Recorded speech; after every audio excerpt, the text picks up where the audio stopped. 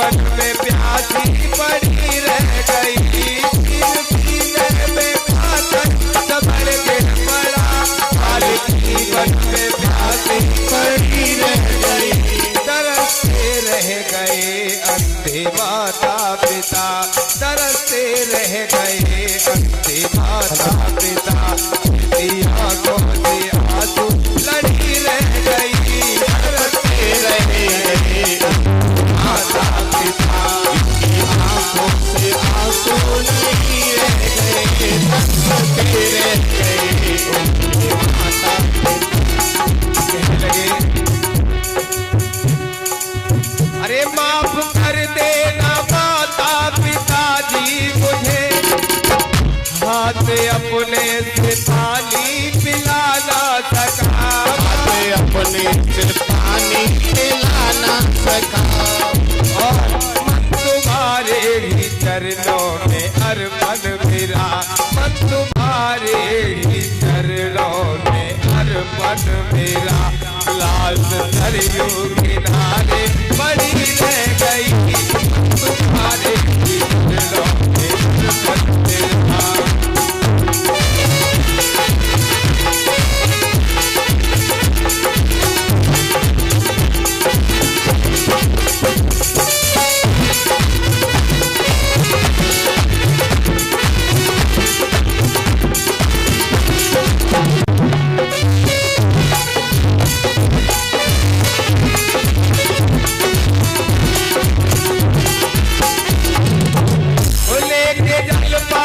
दशरथ जी आए वहाँ, संभल के जहाँ अंधे माता पिता, जहाँ पर बैठे माता पिता, लेके जल पात्र दशरथ जी आए वहाँ, संभल के जहाँ अंधे माता पिता, अरे जल पियो एक दफा कह के चुप हो गए, जल पियो एक दफा कह के चुप हो गए, अंधी माता पर बोल नहीं रही, जल पियो एक दफा कह के चुप हो गए।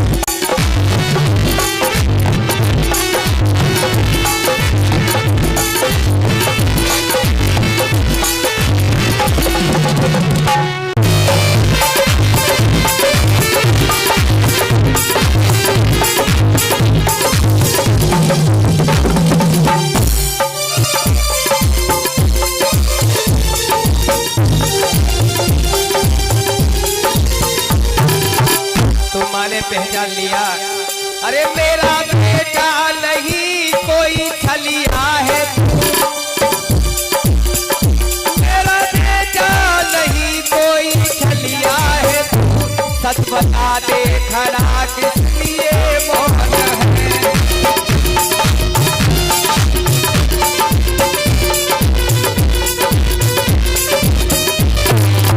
ओ मेरा बेटा नहीं कोई छलिया है, सच बता दे खड़ा किस लिए मौन है।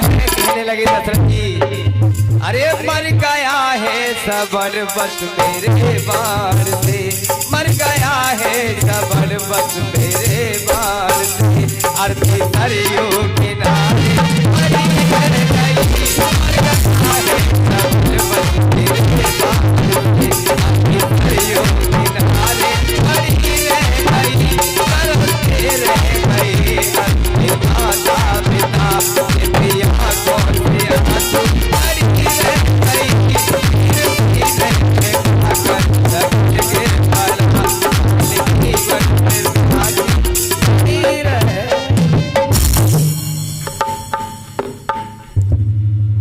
आखिरी सांस भरते हुए श्रवण कुमार ने महाराज दशरथ को जब भेज दिया, महाराज दशरथ जिस समय जल लेके गए उन्होंने बताया तो श्राप दे दिया कि जैसे आज हम अपने पुत्र वियोग में अपने प्राण को त्याग रहे हैं, ऐसे तुम्हारे भी जब प्राण निकलेंगे उस समय तुम्हारा कोई भी पुत्र तुम्हारे पास नहीं होगा, पुत्र वियोग में तुम तड़प तड़प के मरोगे। आज श्रवण कुमार ने अपना महल छोड़ने के बाद कहां प्राण छोड़े, केवल माता पिता के लिए, हमेशा के लिए उस घर का त्याग कर दिया। आज श्रवण कुमार के घर घर में लोग पूजा करते हैं, कथाएं सुनते हैं। उनकी पत्नी की कोई कथा सुनता है या पूछा जाता है कि क्या नाम है, क्या परिचय है? इसलिए भाई और माताएं कि हमें कभी भी छल कपट नहीं करना चाहिए। कभी भी ये सत्संग सुनने के बावजूद भी अगर ये गलतियां हम करते हैं तो हम किस बात के सत्संगी हैं? हम क्यों फिर सत्संग में आ रहे हैं? अगर ये गलतियां फिर भी हम कर रहे हैं तो क्यों सत्संग में हैं? हमें सत्संग में कई लोग तो हमने आश्रम में देखा कि उन्हें आश्रम रहने के बाद भी वो आश्रम में की तरह नहीं, वो घर समझ रखा है। घर की तरह रहना, घर की तरह उठना, घर की तरह खाना। एक एक बात का तुम्हें रिजल्ट निकल के आएगा, तुम्हें एक एक बात का जवाब देना पड़ेगा उस मालिक कि हम आश्रम में रहे तो किस तरह रहे। वहां हमें इसलिए भेजा गया आश्रम में, और आश्रम में भी हम वही उसी तरह घर की तरह रहना चाहते हैं। वही घर वाली गंदगी कर आश्रम में भी फैलाएंगे तो आश्रम में और घर में अंतर क्या होगा? किसी किसी के घर में कभी जाना होता है तो घर में अंदर पहुंच के मन प्रसन्न होता है, और किसी किसी के घर में जाके सोचते हैं कि 5 मिनट ना बैठे, जल्दी से निकले। घर वो भी है, वो है। एक बार हम और मास्टर साहब, एक गांव पड़ता है कोकदा, गांव का नाम, मैं वहां गया। वहां की माताओं ने काफी दूर से लिपाई की साहब, और लिपाई करने के बाद मेरे विचार से लग वो 100 मीटर दूर से लिपाई करके लाइन के गुरुजी आ रहे होंगे हमारे। इतनी दूर से लिपाई की अपनी कुटिया तक, फिर रंगोली बनाई उन्होंने उस पर। मैंने देखा नीचे, मैंने कहा ये पानी छिड़का हुआ है क्या? फिर देखा गौर से, हमने इनसे कहा, हमने मास्टर साहब ये तो लिपाई की है माताओं ने, और खेत से निकाला उन्होंने हमें। खेत में बताइए लिपाई करने के बाद, और वो माताएं हमें वहां लेके गई। किसी कारणवश उन जो माताओं ने लिपाई की थी, उनके परिवार में एक बेटी की शादी नहीं हो पा रही थी। ऐसी भगवान की कृपा हुई कि हम लोगों के आश्रम आने के लगभग 2 महीने के बाद उस बेटी का विवाह हो गया। आज वो प्रसन्न है। हम संत कभी किसी को कुछ नहीं देते, संत कभी किसी को कुछ नहीं देते, फिर हमारे कर्म ले लेते हैं। हमारे कर्म संत से ले लेते, संत कभी नहीं देते किसी को कुछ। हमारे कर्म ऐसे होते कि संत को मजबूरन देना पड़ेगा। एक बात बड़ा ध्यान से सत्संग सुनना। एक बार देव ऋषि नारद जी एक गांव में पहुंचे। पंक्ति को बंद कर लो, जो लोग जमीन में बैठे पंक्ति को बंद कर लो। ये मैया हमारी जो गुड्डी देवी है फिरोजाबाद की, ये मैया को डॉक्टर ने मना कर दिया है अभी, तो माता जी आप ना बैठा करें, ये कुर्सी डलवा दिया करो। अरविंद जी की वाइफ है, डॉक्टर ने मना कर दिया कुछ दिन के लिए जमीन में बैठने के लिए। वो पैरों को ऐसे बंद करने के लिए अभी उनको कुछ मेडिसिन चली बीच में। आप उठ जाइए वहां से, माता जी खड़ी हो जाइए। नहीं नहीं, ये कोई वो शर्म की बात नहीं। जब किसी डॉक्टर ने कहा है, पहले से थोड़ी पैरों में दिक्कत थी, कोई बात नहीं, एक कुर्सी डलवा दी जाए वहां।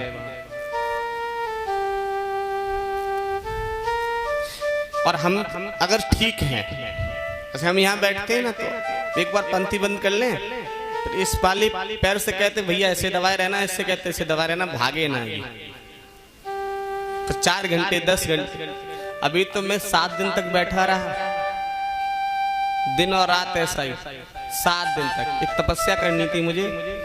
अप्रैल का महीना था, बहुत गर्मी थी साहब, और जिस कमरे में बैठा उसमें कोई ठंडक नहीं था, कोई कूलर भी नहीं था। बाहर से ताला लगवा दिया। मैंने कहा कोई गेट ना बजा दे, मुझे एक सिद्धि प्राप्त करनी थी। अप्रैल के महीने में आप जानते कितनी गर्मी पड़ती है, अब तो गर्मी कम हो गई ना।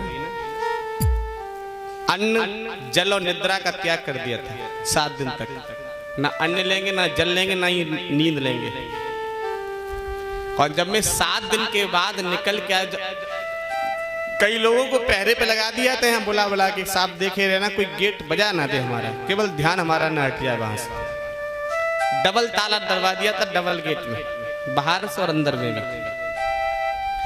जब मैं बाहर आया तो इन लोगों ने बताया कि गुरुजी तो चेहरा जो तो पीलो पड़ गया, इसलिए कि 7 दिन तक कुछ नहीं लिया, अंदर एक जगह बैठे रहे। लेकिन बिल्कुल भी शरीर में ऐसा नहीं था कमजोरी महसूस हुई हो। ये भगवान की बहुत दया रही, बहुत कृपा। तपस्या हमारी 7 दिन की पूर्ण हुई। उसके बाद हम सत्संग करने के लिए मंच पे आए। मंगल को गया था अंदर और मंगल को बाहर निकल के आया। तो हमारा ध्यान इन पैरों पे ना रहे तो ठीक है, हमारा ध्यान सत्संग में रहे। कोई बड़े बूढ़े बाबा हैं, किसी की उम्र वैसी है, और मैं देखता हूं कि हमें लगता है कि हमारे 40 साल 60 साल 70 साल वाले बाबा तो बैठे रहेंगे, और जो जीन्स को पैंट पहन के चल देते ना 2 जगह फटो वो, कि हम देखा तो फील्ड में घूमत रहेंगे। इनकी स्प्रिंग है ना वो इतनी बेकार हो चुकी कि घुटने दर्द करने लगे अभी से। क्यों? पूछो क्यों, बता दे। हाँ, इनकी स्प्रिंग की ग्रीस जो होती वो खत्म हो गई। खत्म इसलिए हो गई कि रात के 2:30 बजे तक जगते हैं, 2:30 बजे तक जगते हैं। कहीं जा लड़की से मैसेज करेंगे, कहीं बा लड़की से मैसेज करेंगे। आज के 15-15 16-16 साल के लड़के अगर देखे जाएं तो ये बिल्कुल देखो ना, ऐसे मालूम पड़ रहा है जैसे खीर से कहाँ घूम रहे हो। ये बिल्कुल चेहरे ही बदल गया साहब, चेहरे की रौनक चली गई। क्यों? क्योंकि इनके कर्म कांड बिगड़ चुके हैं, बिगड़ चुके हैं। रात को कान से फोन लगा लेंगे साहब और चलते चले जाएंगे 2-2 किलोमीटर दूर तक, 2-2 किलोमीटर दूर तक। एक बार तो एक लड़का आया, इधर से बात करते करते करते करते आश्रम थोड़े आगे बढ़ा, वहां गड्ढा था, उसे दिखाई भी नहीं जब गिर गया। और उसे यही होश नहीं रहा कि हम गड्ढा है जहां, क्योंकि उससे लग रहा था कि श्रीमती जी बिल्कुल हमारे बगल में ही है ना। उन्हें होश नहीं रहता ना, वो जोश में होश भूल गए साहब। ये सब संगत का असर है। आज किसी किसी के बेटों को देखते हैं तो मन बड़ा प्रसन्न होता है, और किसी किसी के बेटों को देखते हैं ना बिल्कुल जैसे वो तो स्विच ऑफ हो चुके हैं। किसी किसी के बेटा तो स्विच ऑफ हो चुके हैं, अब दोबारा वाले 4 जो नहीं करो, बस स्विच ऑफ हो चुके हैं। इसलिए अपनी योग शक्ति, मन की शक्ति पवित्र रखेंगे हमेशा। हमारी माता जी देखिए, ये कहती है कि दूध पी लिया करो। कभी कभी कहेंगे अरे तुम थोड़ा दूध पी लिया करो, कभी कहेंगे ऐसा करो थोड़ा कुछ मेवा ले आओ वो डायरेक्ट पी लिया करो। हम कहते हैं हमें अच्छा नहीं, हम नहीं पीना है। दूध पीने से मतलब नहीं है, मतलब इस बात पर रहता है कि आपका रहन सहन, आपका संयम कैसा है, आपका खान पान कैसा है। खान पान के साथ रहन सहन बहुत महत्व रखता है। हम 24 घंटे में एक टाइम भोजन लें, दिन में कोई किसी प्रकार का कोई दूध दही का सेवन ना करें, लेकिन फिर भी भगवान की बहुत कृपा है, वो कृपा आप पर भी होगी। आप अपना नियम संयम से ही रखिए। रात को भी सो रहे हैं और दिन में भी सो रहे हैं। नहा लिया तो नहा लिया, नहीं नहाया तो नहीं नहाया। जब तक आप खान पान के साथ रहन सहन नहीं बदलेंगे तब तक खान पान कुछ नहीं करेगा। किसी किसी को देखा 2-2 लीटर दूध पी जाएंगे, बिल्कुल सूखे ऐसे हैं। वो दूध कहाँ जा रहा है? वो दूध हलो हाई में जा रहा है।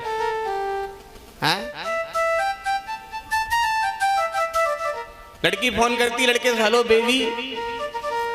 अब BABY, बेबी माने बच्चा। आजकल तो पत्नी कहती पति से साथ बेबी, और बेबी माने बच्चा। तो पत्नी ने पहले ही तुम्हें बच्चा बना लिया, तो अब तुम्हारी चलने वाली घर में अब तो उन्हीं की चलेगी जो अम्मा बन के आई है। क्योंकि वो तुमसे कह रही बेबी और तुम्हें बड़ी खुशी हो रही है, अरे हमसे ये बेबी बोल रही है साहब। और बेबी माने, हम तो पढ़े लिखे कम, आप तो ज्यादा होंगे। बेबी माने क्या होता है? जिस बच्चे को पढ़ाते वो बाप से कहता डैड, और डैड माने अरे बोलो बोलो मरा हुआ, और बाप बड़ा खुश हो रहा, अरे मेरा बेटा अभी दिल्ली से पढ़ के आया, डैड कह दिया उसने। बाप ने देखा ही नहीं कि क्या बोल दिया उसने, उसने कहा डैड। बाप ने कहा हाँ बेटा। डैड माने मरा हुआ। कहाँ हमारी संस्कृति चली गई? हमने कभी भी अपने पिताजी से पापा नहीं बोला, कभी भी माताजी से मम्मी नहीं बोला। हमने बचपन से पिताजी से पिताजी का पापा नहीं बोला। क्या पापा होता? पापा पापा, पिताजी का हमने। और माताजी से हमेशा माताजी का। मैंने मम्मी कभी नहीं बोला, ना पिताजी से कभी पापा बोला, क्योंकि जो हमारी धार्मिक संस्कृति उसमें माता और पिता लिखा होता है। आप माता पिता ना बोलो, कम से कम मम्मी पापा बोलो, यहां तक तो ठीक है, लेकिन ये डैड मत बोलो, इतनी कृपा करो। तो एक बार देवर्षि नारद जी एक गांव में पहुंच गए। बड़ा ध्यान से सत्संग सुनना। देवर्षि नारद जी गांव में पहुंचे। ये सत्संग हम इसलिए देने जा रहे हैं कि अभी हमने ये कहा था कि संत कभी किसी को देते नहीं, संत कभी किसी को देते नहीं, अपने अपने कर्म ले लेते हैं। संत नहीं देते हैं, अपने अपने कर्म ले लेते हैं। देवर्षि नारद जी एक गांव में पहुंचे, तो उस गांव में उन्होंने देखा कि मैया है वो अपने दरवाजे पर बैठी उदास। देवर्षि नारद जी ने कहा माँ क्यों उदास हो? कहा हमारे घर में कोई संतान नहीं है, हमारे घर में कोई संतान नहीं है। नारद जी ने कहा अरे ये कौन सी बड़ी बात है, मैं आज ही जाके भगवान विष्णु से कह दूंगा और तुम्हें पुत्र रत्न की प्राप्ति करा दूंगा। तो मैया को थोड़ी सी खुशी हुई कि शायद नारद जी हमारी सिफारिश कर देंगे। देवर्षि नारद जी ने जाके भगवान विष्णु से कहा कि प्रभु हमारी अर्जी स्वीकार करनी होगी। आज हम फलाने गांव गए तो उस गांव में वो व्यक्ति, उसके घर पर कोई संतान नहीं, एक पुत्र दे दो। भगवान विष्णु ने जैसे ही दृष्टि डाली तो कहा अरे नारद जी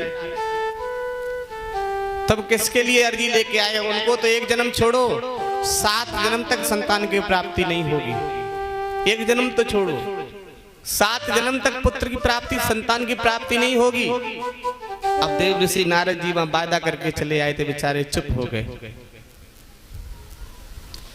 अचानक से एक बार एक संत भिक्षा करने पहुंच गए। संत को भिक्षा दी माता जी ने, बड़ी उदास अवस्था में थी। संत भगवान ने पूछा मैया उदास क्यों हो?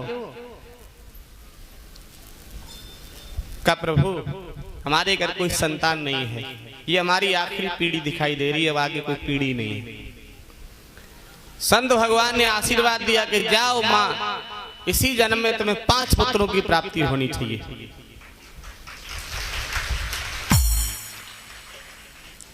धीरे धीरे धीरे धीरे संत की दुआ लगी और उस माँ के घर में एक पुत्र ने जन्म लिया, फिर दूसरे ने जन्म लिया, फिर तीसरे ने जन्म लिया।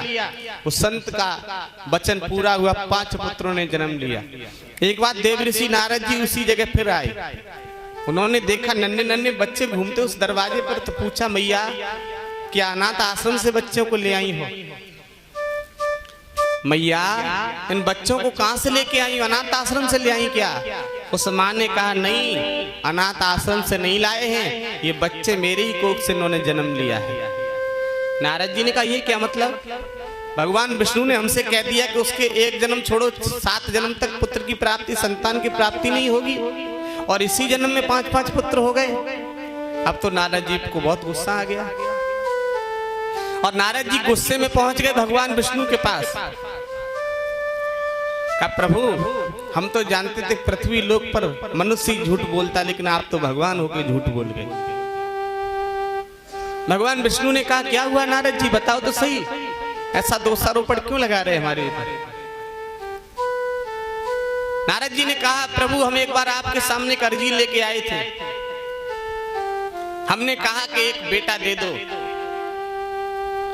आपने उस माँ को बेटा देने के लिए बोल दिया था कि इनके 6 जन्म तक संतान की प्राप्ति नहीं होगी, और इसी जन्म में 5 पुत्र घूम रहे हैं, आपने हमसे झूठ बोला या नहीं बोला? भगवान विष्णु ने ध्यान लगाया तो देखा, भगवान विष्णु ने कहा कि नारद जी हमने एक भी पुत्र नहीं दिया, ये तो संत ने अपने कोठा से दे दिए, ये संत ने अपने कोठा से दे दिए, हमारे द्वारा ये पुत्र नहीं दिए गए हैं। संत के कोठा में जो पुत्र थे वो संत ने अपने कोठा से दे दिए। जैसे कहने का तात्पर्य है कि आप लाइसेंस बनवाना चाहो तो नहीं बनेगा, कोई विधायक अपने कोठा से लिख दे तो तुरंत बन जाएगा, मंत्री अपने कोठा से चाहे तो बनवा देगा। इसी तरह संत अपने कोठा में से अगर तुम पर दया बरसा दें तो संत अपने कोठा से बहुत कुछ दे सकते हैं। और दास ने तो बहुत लोगों को दिया भी है, हमने खुद अपने कोठा से बहुत लोगों को दिया है, लेकिन उन लोगों ने लौटाल के हमें उसका ऋण भी नहीं दिया, ऋण के लिए धन नहीं मांगा। हम भी भगवान से दोबारा कह सकते कि प्रभु ये वही भक्त है जिसे संतान की या धन की प्राप्ति हुई है और ये देखो भक्ति से जुड़ गए, लौटाल के वो भी ऋण नहीं दिया। इसलिए अपने कोठा में जो बचा है उसे हम छुपा के रखते, ज्यादा देते नहीं है, बचाए हुए रखे। अब जान लेते क्या इनका भाव है तो उन्हें दे देते, नहीं कोठा की चीज कोठा में बचा के रखे, क्योंकि उम्र बहुत अभी बीतनी है, अभी से सब कोठा खाली कर देंगे तो आगे क्या क्या देंगे साहब, क्योंकि ये तो ले जाएंगे फिर लौट के ना आएंगे, ये तो ले जाएंगे लौट के नहीं आएंगे। मैं अभी उस दिन मोदीपुर में गया, एक व्यक्ति वहां बोले कि गुरुजी हम आपके आश्रम में 15 बार जा चुके, हमें कोई आराम नहीं हुआ। चुप रह गया, मैंने कहा ऐसा तो नहीं हो सकता।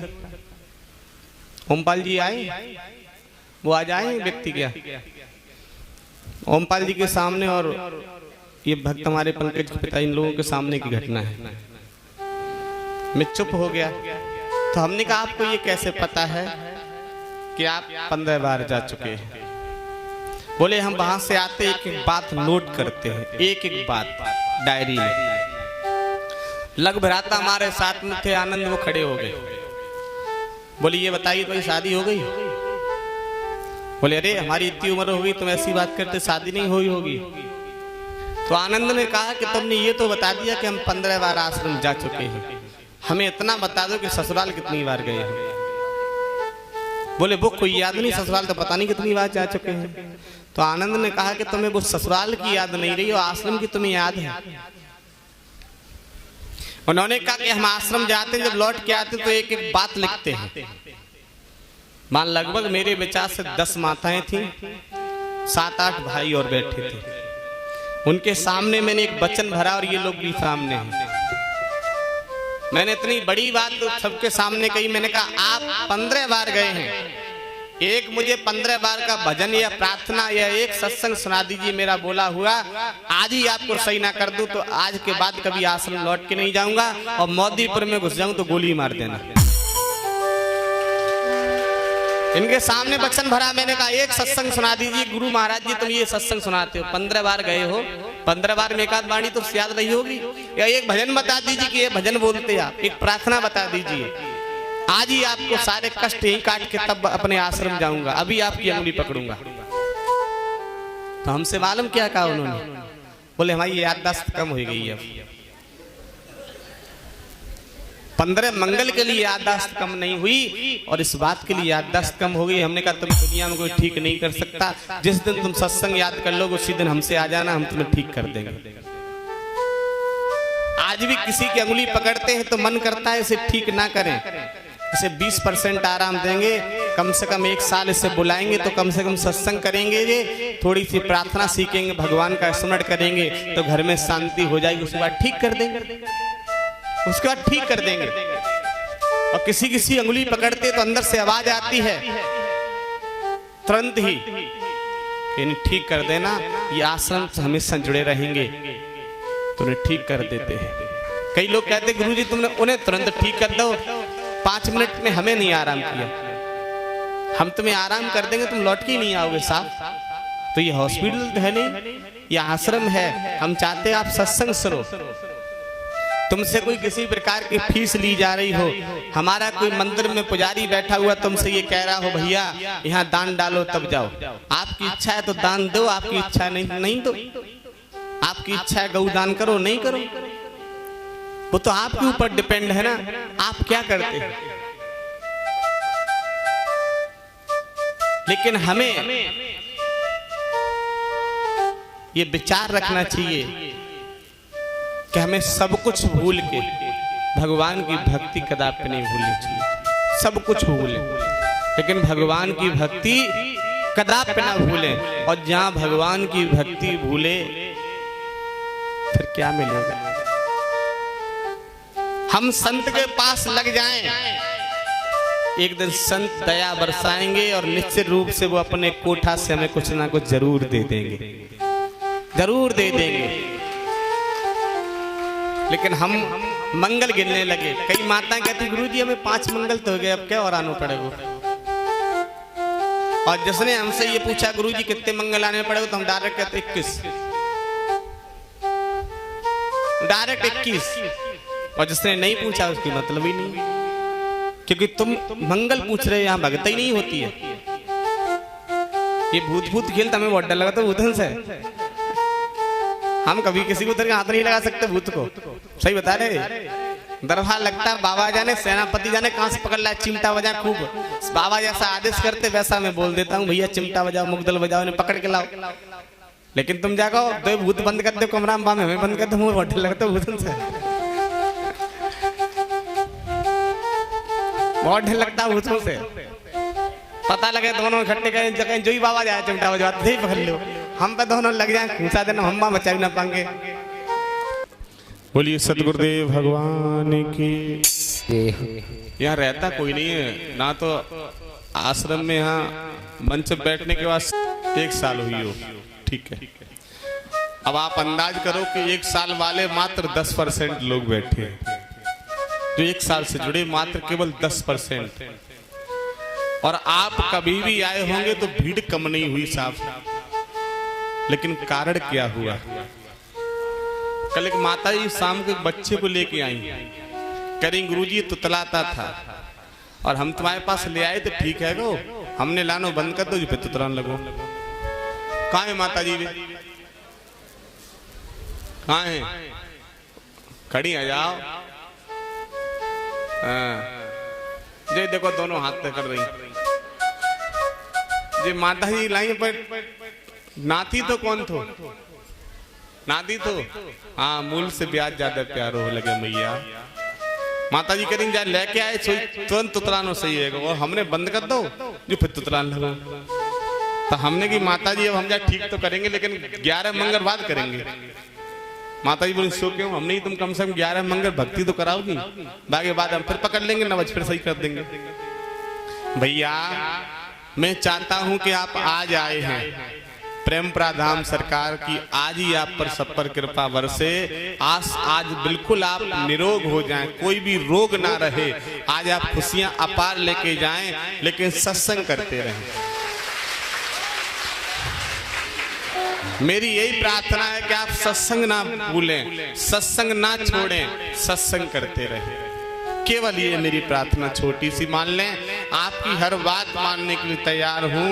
आप अपने देखिए समय बहुत खराब आ रहा है दिनों दिन, संवत 2000 पे ऐसा युग पड़े, पूरब पश्चिम उत्तर दक्षिण 14 काल फिरे, अकाल मृत जग माही व्यापे, प्रजा बहुत मरे, और काल वाल से वही बचेगा जो थोड़ा सा हरि का ध्यान धरे, और सूरदासी हरि की लीला टारे नहीं। बहुत खराब समय आ रहा है। कई माताओं को मैं बहुत समय से देख रहा हूं, मंगल को भी आती, कभी कभी सोमवार को भी आ जाती, मंगल तो छोड़ती नहीं माताएं। कई भाइयों को मैं देख रहा हूं, उनको मैं जैसे देखता हूं मन प्रसन्न होता, अंदर से दुआ निकलती है प्रभु इनके घर में इतना देते रहना कि इनका सत्संग न छूटे, ये हमेशा सत्संग से जुड़ी रहे। एक बिटिया बोल रही कि गुरुजी ये भजन सुना दो, तो आप सभी बड़े ध्यान से सुनना, उसके बाद दरबार लगाते हैं। मुक्ति का कोई तो यत्न कर ले, मुक्ति का कोई तू यतन कर ले, रोज थोड़ा थोड़ा हरि का भजन कर ले, रोज थोड़ा थोड़ा हरि का भजन कर ले, रोज थोड़ा थोड़ा हरि का भजन कर ले, रोज थोड़ा थोड़ा हरि का भजन कर ले। मुक्ति का कोई तू यतन कर ले, मुक्ति का कोई तू यतन कर ले, रोज थोड़ा थोड़ा हरि का भजन कर ले, रोज थोड़ा थोड़ा।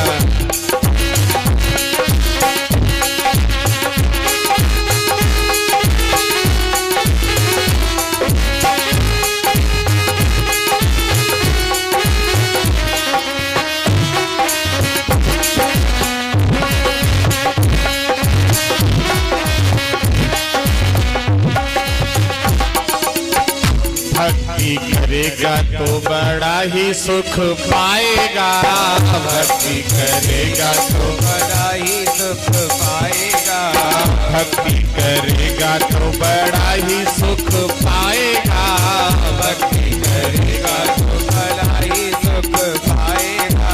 भक्ति से आत्मा का मैल छूट जाएगा, भक्ति से आत्मा का मैल छूट जाएगा, भक्ति से आत्मा का मैल छूट जाएगा, भक्ति से आत्मा का मैल छूट जाएगा। आत्मा के साथ साथ मन कर ले, आत्मा के साथ साथ मन कर ले, रोज थोड़ा थोड़ा हरि का भजन कर ले, रोज थोड़ा थोड़ा हरि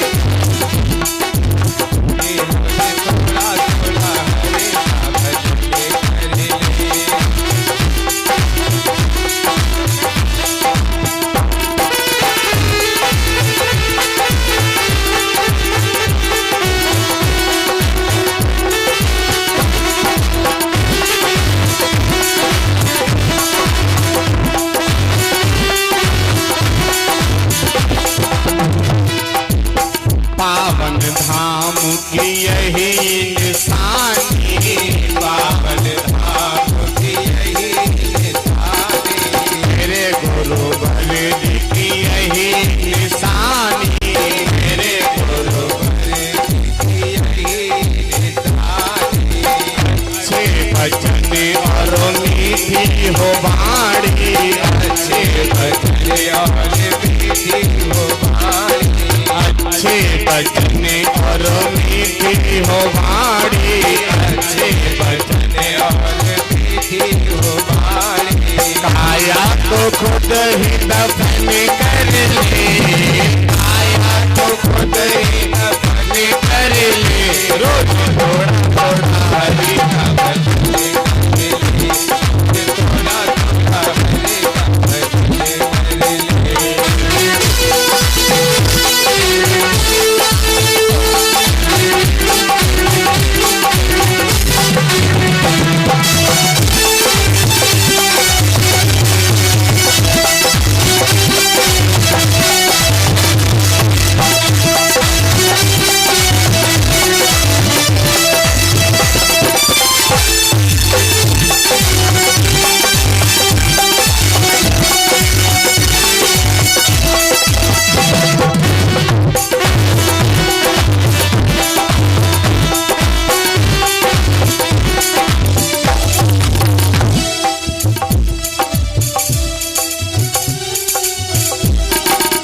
जग के अंधेरों से बाहर निकल कर, जग के अंधेरों से बाहर निकल कर, जग के अंधेरों से बाहर निकल कर, जग के अंधेरों से बाहर निकल कर।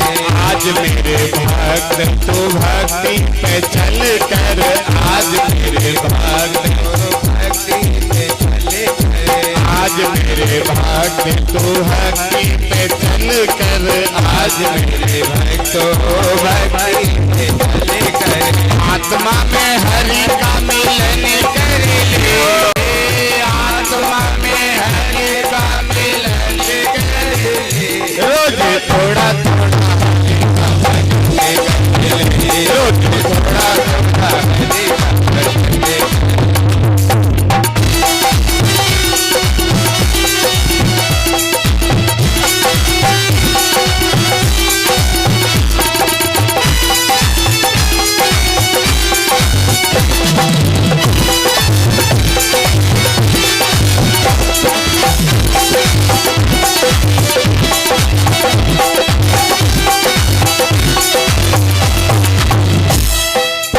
संगत करे अच्छे लोगों की, संगत करे अच्छे लोगों की, संगत करे अच्छे लोगों की, संगत करे अच्छे लोगों की, दवा मिल जाएगी सभी रोगों की, दवा मिल जाएगी सभी रोगों की, दवा मिल जाएगी सभी रोगों की, दवा मिल जाएगी सभी रोगों की। जिंदगी को अपनी चमन कर ले, जिंदगी को अपनी चमन कर ले, रोज थोड़ा थोड़ा हरि का भजन कर ले, रोज थोड़ा थोड़ा हरि का भजन कर ले, रोज थोड़ा थोड़ा हरि का भजन कर ले।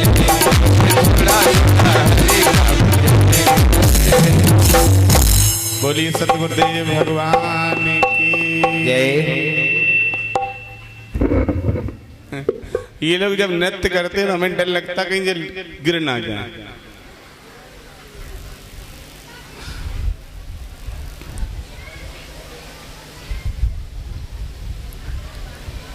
सुंदरम पटपीठ मानव तरित रुच सुच नैम जनक सुतावरम, भज दीन बंद दिनेश दानव दैत्य वंश निकंदनम, रघुनंद आनंद कंद कौशल चंद दशरथ नंदनम, सिर मुकुट कुंडल तिलक चारु उभारु अंग विभूषणम, अजान भुर सर चाप दर संग्राम जित खर दूषणम, इत बतहे तुलसीदास शंकर शेष मुनि मनि रंजनम, मम हृदय कंज निवास करूं कमाद खलदल गंजनम, मनु जाहि राच मिले सुबर शेष सुंदर साबुरो, करुणा निधान सुजान शील सनेऊ जाबत रावरो, यह भांति गौरी असीस सुनसिय सहित ही हर्षी अली, तुलसी भवानी पूज्य पुन पुन मुदित मन मंदिर चली, जाने गौर अनुकूल सिय ही हर्ष जाए कहे,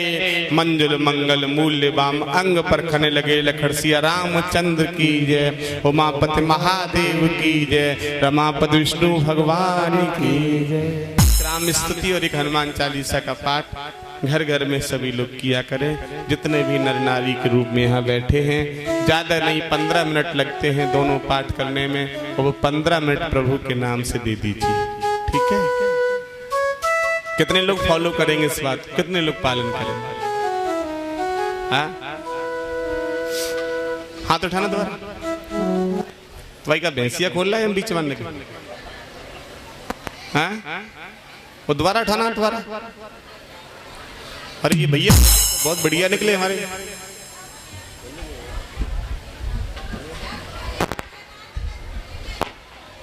मैया ने बहुत अच्छी बात कही। मैया ने कहा हम पढ़े नहीं तो हम कैसे पढ़ लेंगे। ये बहुत अच्छा प्रश्न किया इन्होंने। माँ आप पढ़ी नहीं है, आपके घर में जो कोई पढ़ा हो उससे ये कहो कि भैया हमें एक बार हनुमान चालीसा का पाठ सुना दो। अगर वो भी ना सुनाए तो घर में जो नारद जी तो पढ़े ही होंगे, घरे घरे घर में नारद जी तो होंगे, ये तो होंगे। मोबाइल तो सबके घर में। इसमें किसी बच्चे पर आप लगवा लो कि हनुमान चालीसा का पाठ लगा दो और अपने पूजा के स्थान पर रख लो और ऐसे हाथ जोड़ के बैठी रहो, जब तक पाठ चले तब तक सुन लो, तब तक सुनो। कहे सुनाए बहु विद सब, हरि अनंत हरि कथा अनंता। रामचरितमानस में लिखा है कि हरि अनंत हरि कथा अनंता, कहे और सुनाए। ये नहीं कि कहना ही कहना, सुन भी सकते हो। हरि अनंत हरि कथा अनंता। हरि अनेक हैं, कथा अनेक हैं, हरि अनंत हरि कथा अनंता, कहे और सुनाए बहो विद सब संता। आप कह भी सकते हैं और कह नहीं पा रहे तो सुन भी सकते, तो भी पूरा फल प्राप्त हो जाएगा। बोलिए बालाजी महाराज की जय, प्रेम प्राधाम सरकार जय। अब सर्दी आ रही है, थोड़ा सा जल्दी आने को प्रयास करो भैया और भैया हैं, जल्दी थोड़ा सा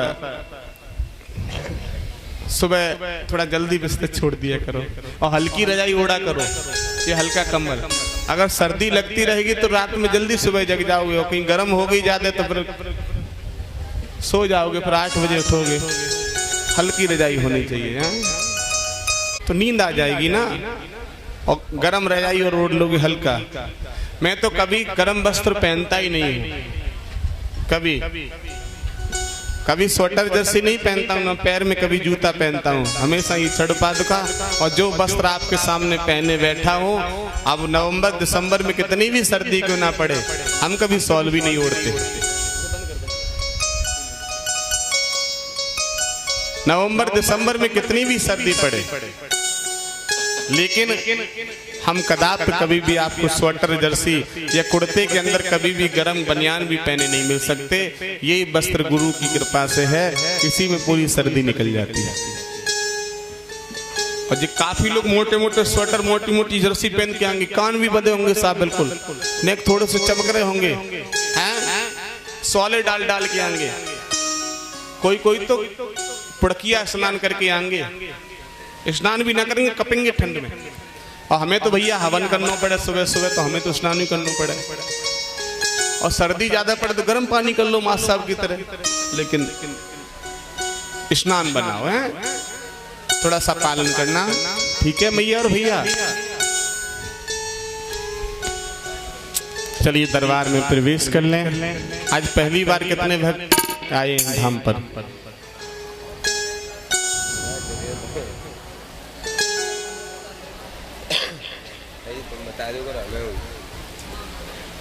हाथ नीचे कर लो।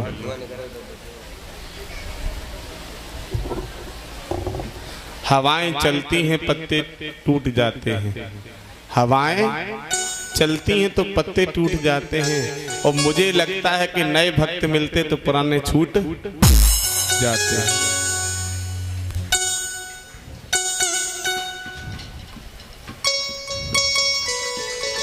बहाना चलेगा बहाना किसी का, बहाना चलेगा बहाना किसी का, आएगा बुलावा तो जाना ही पड़ेगा। बहाना चलेगा बहाना किसी का, आएगा बुलावा तो जाना ही पड़ेगा।